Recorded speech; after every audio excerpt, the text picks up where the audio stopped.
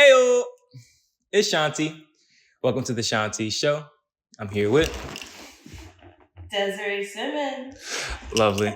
Okay, this is a second politician-esque person that we've been interviewing today. I really want to give you an opportunity to let the people know exactly what you do, exactly how you got there, things of that nature. Yeah, so I am on city council here in the city of Ypsilanti, and I was elected in 2022, 75% of the vote, and I got here really because one, I was asked by people to run, which is great when people are like, we see in you something, we see in you that you're able to provide service, we agree with your vision, we want to help you get there. I can't imagine being asked to do something this big, that's like something. Yeah, it's a lot of expectation. Yeah, for sure. But it's also like, it's inspiring and it's motivating to do my best. So exactly. And then I would say the other thing that got me here was when looking at issues and feeling like, oh, the person in that space isn't listening and isn't moving forward things that I think actually would help the people and help move forward the vision that we need. And so I thought I could do a better job. For sure. I love that. I do want to start with just being requested to be in city council to do this job. What do you feel as though are the things that qualified you to be in this position? Well, I think things that help qualify me, one is just an ability to talk with and work with anybody, and being able to take information that can be really complex and try to simplify it, in a way that anybody can start to understand what's going on. So I think there's that. I had done a lot of community organizing, which allowed me to get to know people, get to know what things are important to people. We were doing these visioning things where people were just bringing their dreams forward. And my brain is like, ooh, that's a great idea. How do we get there? Yeah. And so I feel like that's the other thing. It's like, for me, it's more of like, how do we achieve all these goals and bring it together? And recognizing the role that government can play and how the government can help. It's about our shared resource. Yeah. It is funded by the taxes that we all pay.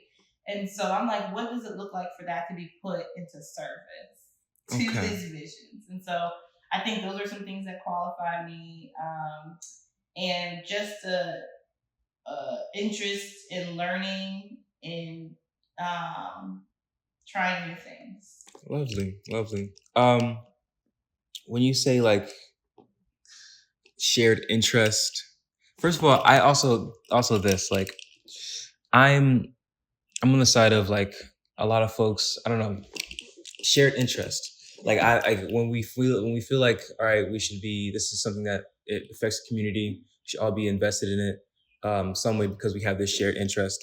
I want to know just the what is that? What is that shared interest? Why should we be paying attention? Yeah. Well, I mean, it's just like our everyday lives. One of the things that I found, and when you talk about, I like that you introduced me as a politician-esque person. I'm like, that esque is where everything's in. Because one of the things that I realized is really easy to kind of get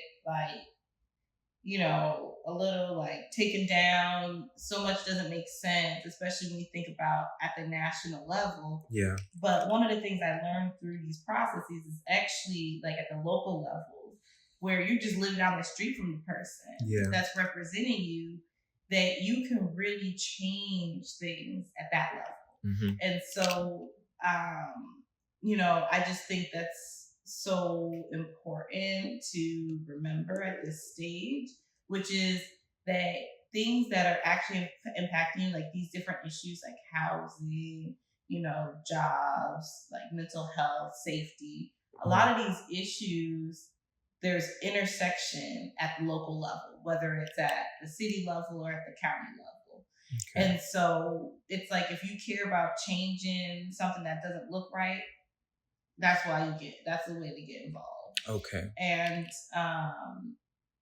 yeah, so I think it just has a way to address like material needs, and also a way to think about, there's also the ways of like how we build hope and energy. Yeah. And I feel like it's because of being involved in collective activities. And the more we're involved in them, whether it's in like a governmental space, an artistic space, like any of that, that's how we build our own resilience and our ability for connection. For sure. Okay, so also being local, and like you said, like the person who can change the things that you want to be changed lives like down the street. I want to know the things that you saw in the beginning that you're like, okay, I need to change. Like I gotta step in, you know? Yeah. So one of the first things that got me involved here is housing. So, and specifically the rental market, and just recognizing, not only how in the current time when rent is going up so much, the living conditions are poor, and people are leaving, right? Like that's an immediate issue. And also longer term, if people are constantly like just in survival mode and not able to feel settled and stable in the place that they live, like that's actually a long-term impact too. Yeah. And so so that was definitely one of the things that got me Can you speak? involved. I do apologize. Can you speak a little bit on that long-term impact? Like, what do you believe that long-term impact is? Yeah. So one is that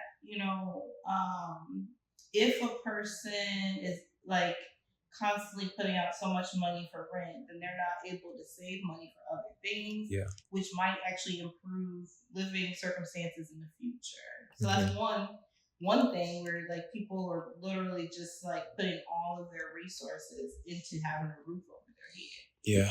So that's a long-term impact. And then I think for like a city or a community, then it's like when people have to constantly move, it's hard to then get involved in things like local decision making, right? Because not only do you not know about it because it's so hard to get information, but also because you just don't have the time and energy and focus for it. And it doesn't address the things that you're dealing with day to day. Yeah. So it's like, why put the energy there? Yeah, I most definitely struggle with that a lot. Just personally, like family wise, like we've moved around a lot. My like mother's side of the family, we were from like Southwest Detroit. I moved out here when I was young. I moved like from Detroit to Ann Arbor at first, and then I moved to Ypsi, and we've been like in 3 places in total in Ypsi from just the last couple of years. So it's most definitely like a lot. And then now it's like a struggle because I have built this community and I am really like intertwined in it, and I look to be more intertwined in the community in the future. But again, like we're just thinking about moving, and it really affects just the ties. You just like your feeling of home. I think we always talked about when we were children, like just how home is like where your heart is, or like home is where like your loved ones are. And when you kind of build this community around yourself and like just reestablish who your loved ones are, and I don't know, like it's a weird thing to just like kind of up and go, you know? It's like remove it from being like a physical place. Yeah, exactly, right? To these people, and that's most definitely a thing. And then it's like, I don't know, it gets it gets some way, but I really want to speak on your not only your involvement, but your just upbringing, your origin of you, your beginnings, as my granny would say. Where are you from? Are you from Ypsi? I'm not. So I grew up in Chicago and Cleveland, which is the hometowns of my parents, and um, they were divorced when I was a kid, and so I moved between the two. So I claimed both of those. Although Chicago was my first home, and then I went to high school in outside of Boston. Okay. And so that becomes part of my origin because I was so you most definitely understand those people. Yeah, you most definitely understand those people. So you're originally from, I do apologize, want to recap. No. You were originally from Chicago. Shout out Chicago. And went to high school in Boston, and there was a third place in the middle. Cleveland, yeah. Lovely. Yeah. Lovely. And you feel as though like you have that community in all those places? Well, I mean, it's a little difficult. I mean, I have family in Chicago and Cleveland, certainly. So I still have family there. And then, or in like the surrounding areas. And in Boston, it's like I have friend group there, who I miss. I don't get to see them very often. And so, but I still like I know Boston in a different way than I know Chicago. So even though, it's interesting you talk about like the sense of home, right? Like Chicago's always felt like a home, but it's not because I know all the nooks and crannies of it. Yeah. So it's kind of some place that I think I like chose and selected. Yeah. As a home, and tattooed it to my body as a place to carry with me. Yeah. But I don't necessarily know. So I love, I just have a love for it, all the people, all the places I love to visit it. And I also love meeting people from Chicago because then they'll say, "Oh, do you know such and such?" I'm like, "No, I don't. But tell me." Yeah, tell me about it. Yeah. I want to know. For sure. For sure. And that brings me to the point of just contributing to the community. I think something I worry about often is just, okay, who am I putting on for? Like when you get in this like content creator kind of journey and people want to know, where you're from, and that feeling of home, I can't lie, it's Detroit. I can't lie, but I've spent more time out here, and like I enjoy it out here. And even when I go home, it's like they're like, "Oh yeah, you're so suburban." Like I'm like, "Oh, I can't do this." So it's like you live in this dichotomy of just representing yourself in all communities that you show up in, right? As to say, I still want to give back to Detroit. I still want to give back to Ann Arbor. I still want to give back to Ypsi. Like predominantly, honestly, I'm living in Ypsi. I operate in Ypsi. Do you have those struggles, those same worries, and how do you cope with those? Or if so, like if you give back to the community, how do you do so? No, that resonates so much for me. So I do feel that, but it's interesting because when I moved to Ypsilanti, so I've been here now for 10 years, which is both like a little bit of time and a lot of time. And it's a place that was a chosen spot. So, unlike the other places, true, it was still because I was moved here for a job, but I actually chose this community in a different kind of intentional way than I've chosen other spots. And I also have chosen this community to be the place where I'm growing my family. Yeah. And so I feel a certain rootedness here and a certain sense of, wanting it to be a place that is growing and I'm growing with it. For sure. So, which is different from other places, but it is, I have experienced things where people be like, "Oh, are you really from here?" And like, what does that mean in terms of your voice in space? And it kind of throws me off actually, because for all of time, humans move around. Exactly. And wherever I am, I will exert the power and presence that I have been blessed to have Exactly, in this Period, space. right? Exactly. Because this is the place where I can see change, and so that's where I want to make change. For Right? sure. So I think that is definitely, that comes into play. But I also, like you, I moved around a lot when I was young. And so it definitely has impacted the ways that we're good. Unless you're coming in here, then we'll be good still. But you gotta operate. I got you. So it's both been like these ways of so I moved around a lot, and so I had to figure out how to find myself wherever I was.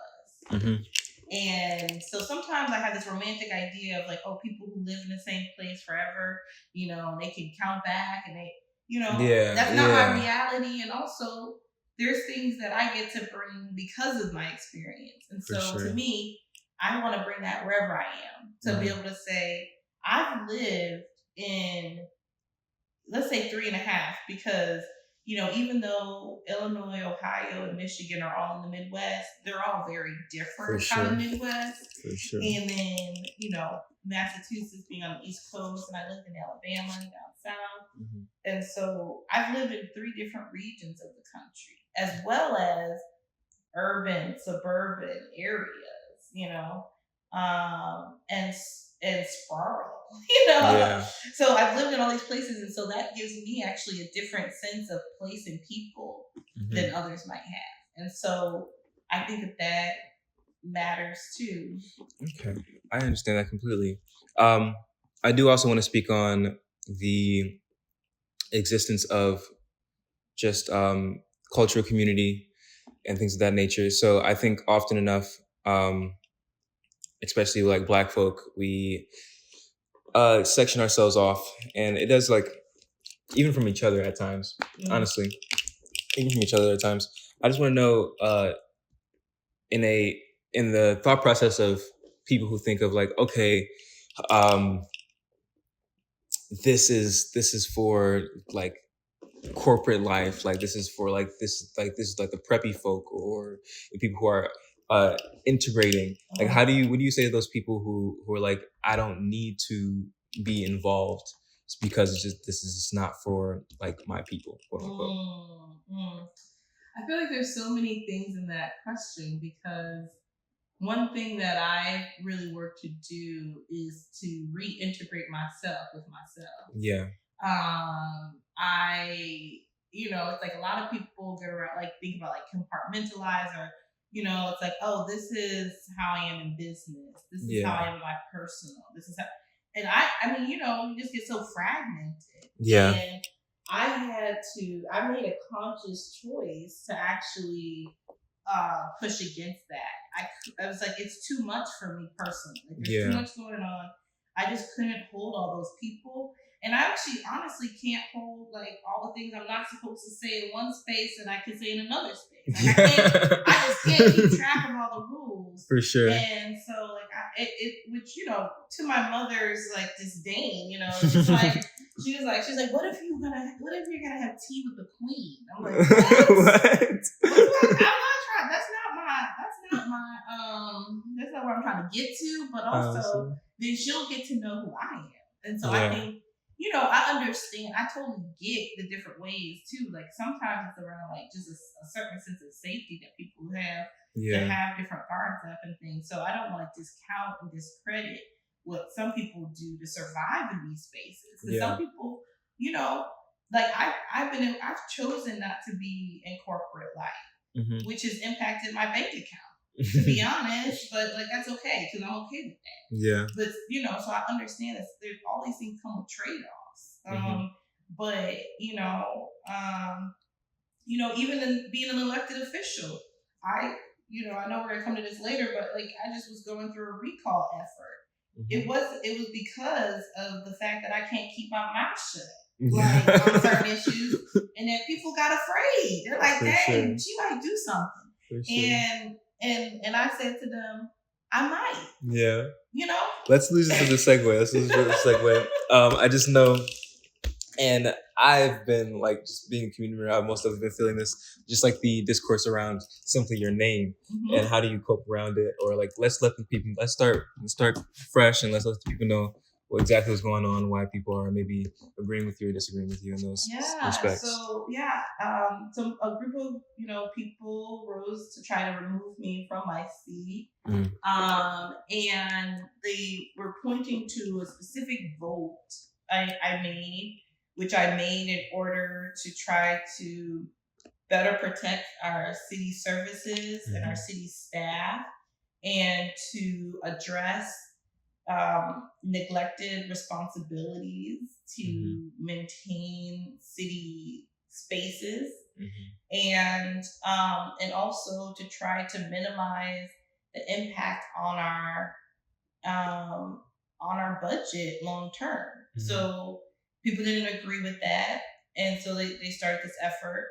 But what we know and what we found out very clearly through the effort was that there was the good people that was actually the problem. Like there was that, which is what they said out loud, but it was all the things that they didn't say out loud to everybody that was the real issue. I mean, this campaign was 90% funded by landlords. Can you tell me a bit about the campaign, please? The recall effort, and so the people who were trying to remove me from office were 90% funded by landlords. There were the things that they were talking about to people at the doors were about like really large systemic issues that they were trying to whip people into a fear about. So they were telling people things. I mean, like that all the drug use that's happening downtown is my fault. Every business closing, is my fault. That they were trying to paint me as a corrupt politician, even though I'm one of the most transparent ones we definitely have had since I've been paying attention. But they were trying to do all these things, and the good people of Ward 3 saw through it.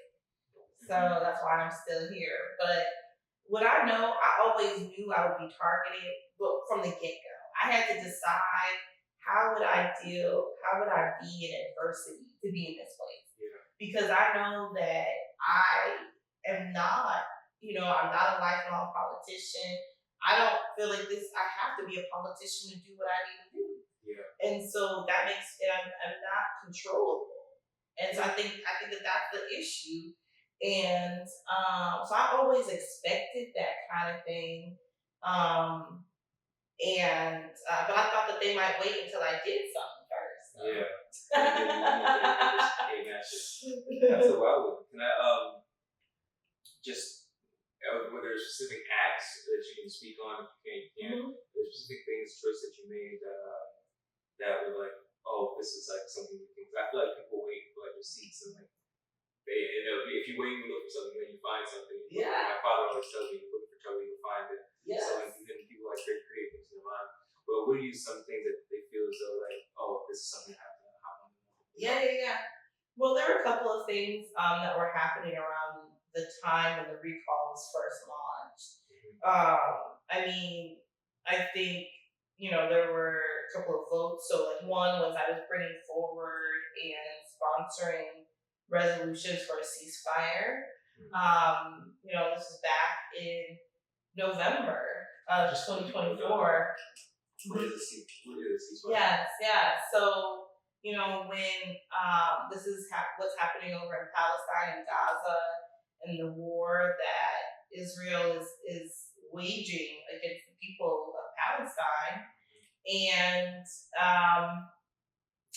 so when that was happening, it was actually I was horrified, and then I had some Ward 3 residents who reached out and said, "Hey, we want to put forward a ceasefire resolution." They were like, "This is important to us," and I agreed. And so we worked to put forward something.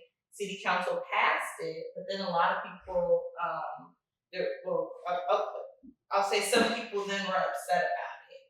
and then city council unpassed it. Wow, they passed it. Yeah, they unpassed it, and so then I worked with people. I worked with especially Palestinian people across the state to craft a second one. So we passed two, and so when people say things, I'm like, we actually passed two different resolutions for ceasefire and an end to military funding. So yeah, Let's go. Let's go. I'm happy about that for sure. For sure. Shout out. Free Palestine. You already know. I do also want to speak on just things that you feel as though we can do in this community, in your position or as a community, better. Oh wow! I feel like literally anything and everything that comes to mind is possible. I think about I think a lot. Like I get really in these spaces up here too. So I have to kind of go between my loftiness and my groundedness. I'm a Taurus, so I do have that groundedness. I always try to tell people that is what helps me move things, but I also am a dreamer because I know that what's in front of me ain't it. So,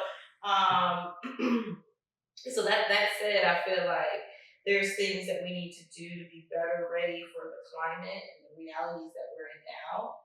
And so building up our ability to, help more people make the transition and how we need to live, how we get around, transportation. I think these things are huge. Housing, I think, is huge. I think there's a lot of things that we can and need to do to create the kind of housing stock, the kinds of places people live, whether it's apartments, condos, cooperatives,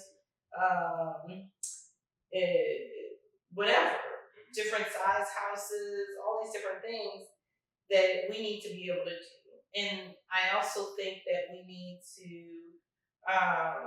be really thinking about just like how do we interact with one another. Like it's like so basic, but when a community is made up of people who know what's happening with their neighbors, that's a stronger community, right? That's how when something happens, when COVID hit, we really got to see some of the gaps in our social infrastructure. How do people even know who's living down the block and if they need help? And what happens when communications needs to change? Truly. So I think that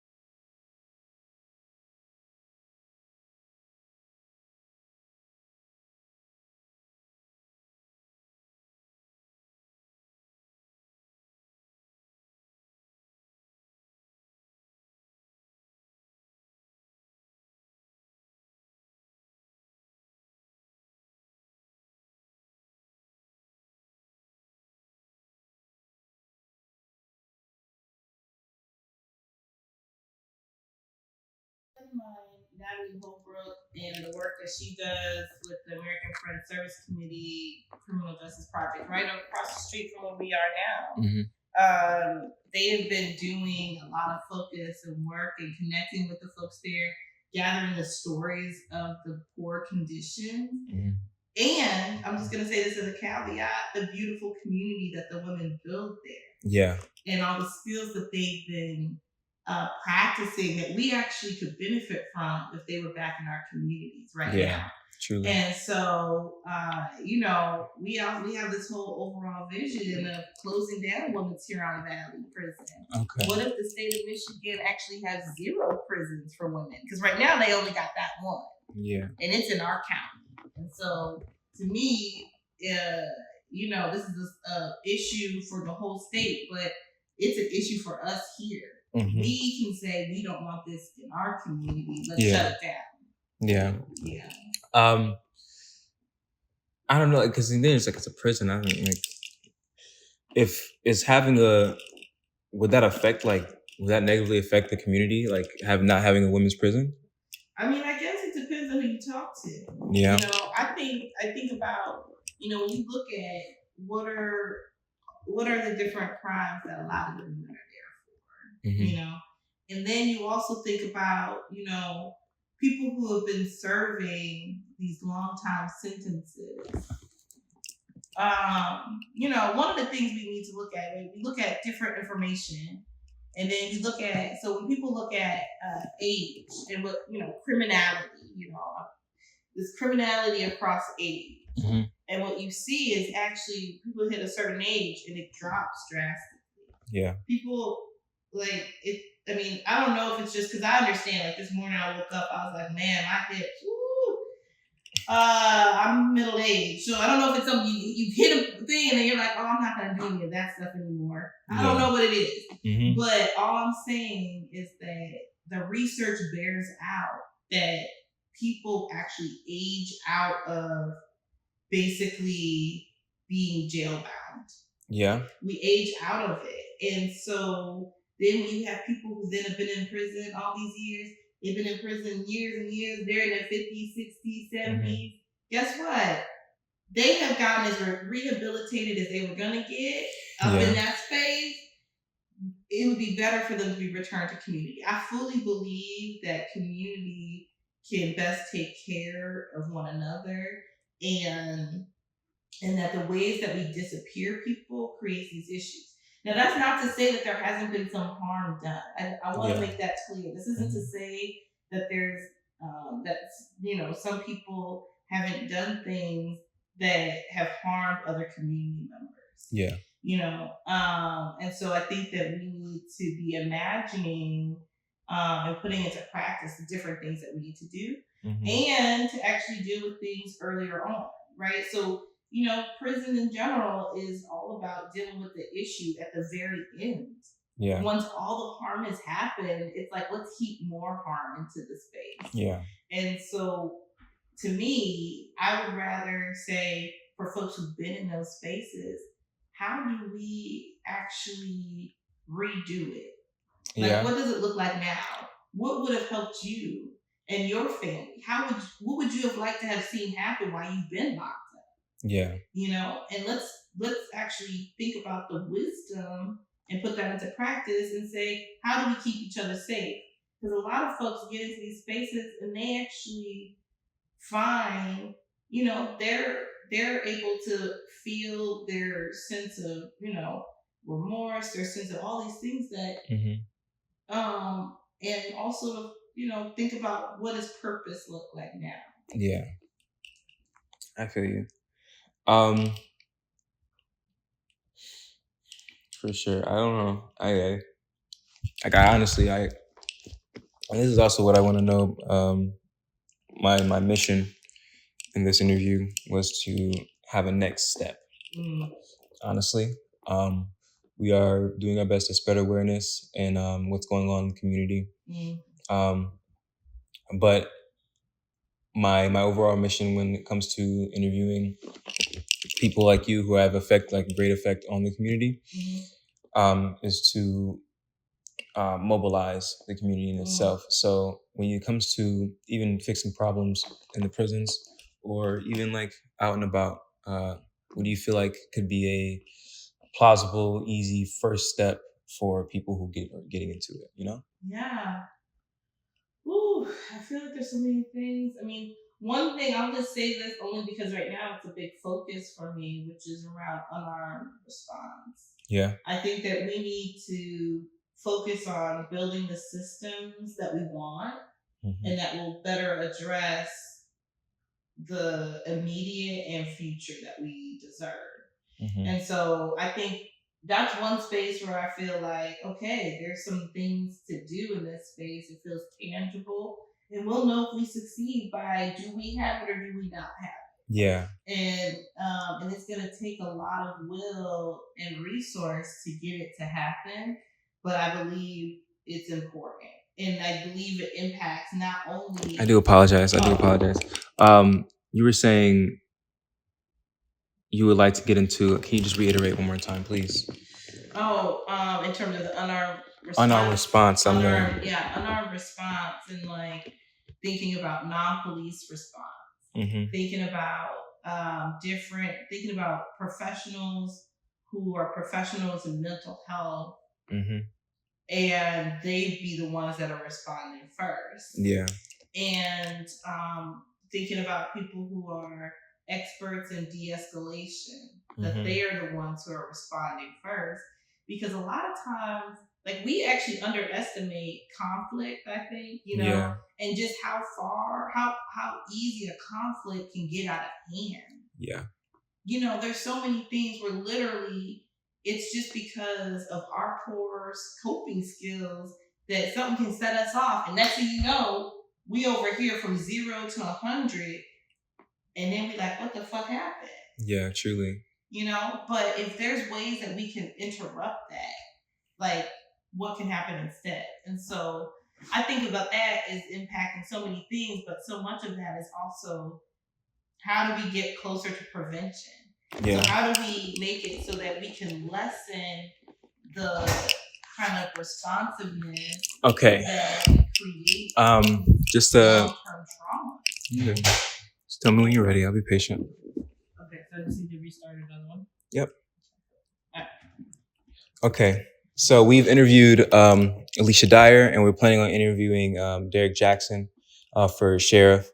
I just want to know if you have an opinion on like who was gonna, be good for that position. Oh yeah, well, you just jumped right in. I mean, what I'll say is, so I've endorsed Alicia Dyer, and I am actually co-hosting an event for her next week. Oh, dope! I need to do all the things I need to do for that. So, lovely. But so obviously, so I support Alicia in this role. So I guess that would be my easy answer. Facts. Yeah. Derek is also a tourist, so Yeah. Facts. I get that wholeheartedly. I think like we've spoken to her, and she seems like a great candidate. I do want to give the man a chance and listen to his point of view and things of that nature. But from what I've heard from Alicia Dyer, it's all up and up. Yeah, it's all up and up.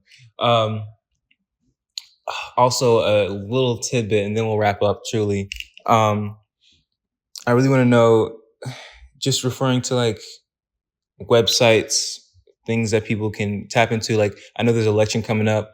I really want people to vote and be educated on said vote. How do you feel like people can be educated on their votes? Ooh, well, there are different places to look for sure, but the best place really is to find a trusted person who knows and just ask them. I think there'll be some stuff coming up. What's Left YPSI is a community resource paper. I actually think What's Left YPSI. What's Left YPSI. So there's a website, Facebook page. I think some of this content can even make it there too. For sure, I'm most definitely gonna tap in. Yeah, so I think that's a great source for information and news for folks. And then I I know. I'm like, there's also, I'm just like, there's so many things that like, I know there's some like dope people running things. So like, Yeah. there's the Voting Corner, it's another website that gives information and is really dialed into like, you know, in particular, like African American experience and like why voting is important for this population. So I think that's great too. And I know I feel like I should be better prepared for this information for this question. No, it's all good. Because there is a lot. I mean, we've been doing stuff with ICPJ, the Interfaith Council for Peace and Justice, to try to help support some of that, you know, and help people to know about different groups and information sources. So I'd be remiss to not say that. But I feel like one of the biggest things is like trying to think about like what the ways that people can most you know, what attracts people the most, especially if people aren't used to paying attention to these things. It's kind of hard to say, oh, go to this thing, because otherwise they would be there already. Yeah. So it's like, to me, it's like things like this that's trying to create a new space for folks that they can connect with. That's important. Yeah. And then people then dial in, and then it's through a game of telephone. You know, because people call me. They're like, oh, who should I vote for out in this area, because they trust like that knowledge. Yeah. So, yeah. Truly. Tap in. I'm literally gonna put the newspaper. You said what's now YPSI? What's left? What's left YPSI. I'm gonna put that in the description for you guys to go read and follow up. And please stay tuned. Thank you so much. Thank you. Let's go.